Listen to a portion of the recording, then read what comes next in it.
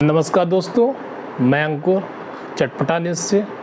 आज मैं आपको बताने जा रहा हूं कि होली का पर्व क्यों मनाया जाता है। जैसा कि हम जानते हैं दोस्तों कि होली का पर्व आने वाला है, तो उससे पहले हमारे घर के छोटे छोटे बच्चों को और बड़े लोगों को ये जानने की ज़रूरत है कि होली का पर्व क्यों मनाया जाता है। तो इसके पीछे एक छोटी कहानी है।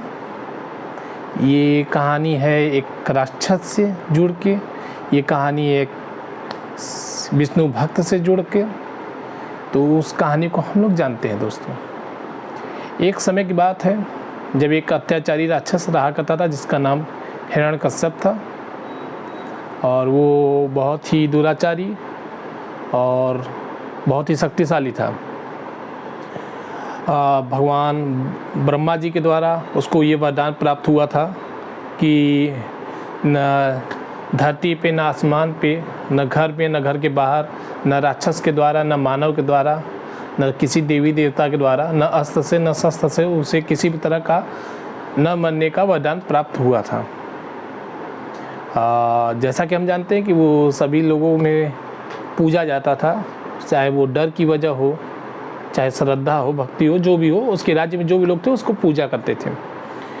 एक दिन उसको प्रहलाद पुत्र की प्राप्ति हुई, और प्रहलाद जी जो कि शुरू से ही भगवान विष्णु के परम भक्त थे। और धीरे धीरे ये बात हिरण्यकश्यप को पता चला कि प्रहलाद भगवान विष्णु की पूजा करते हैं। ये बात सुनकर वो बहुत क्रोधित हुए और प्रहलाद को जान से मारने की प्रतिज्ञा ली। और इसके लिए उन्होंने अपनी बहन होलिका का सहारा लिया। होलिका को ये वरदान प्राप्त था कि वो आग से नहीं जल सकती। उनको एक आग से बचने के लिए चादर मिला हुआ था वरदान के रूप में।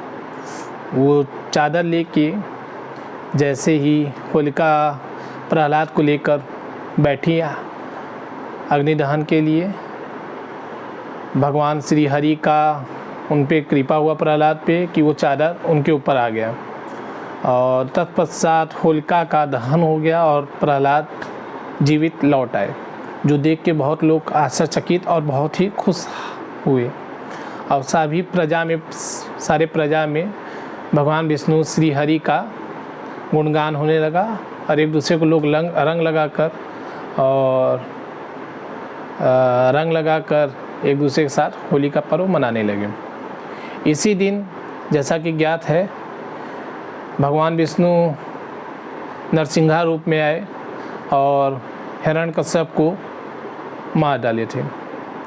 उसके पश्चात हर साल होली का पर्व मनाया जाने लगा। ये छोटी सी कहानी है होली के पीछे, जो कि हम लोगों को जानना बहुत ज़रूरी है। आप लोगों को होली के पर्व का बहुत बहुत शुभकामना।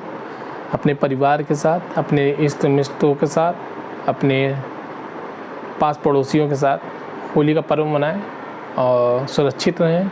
अपना ध्यान दें। नमस्कार, धन्यवाद।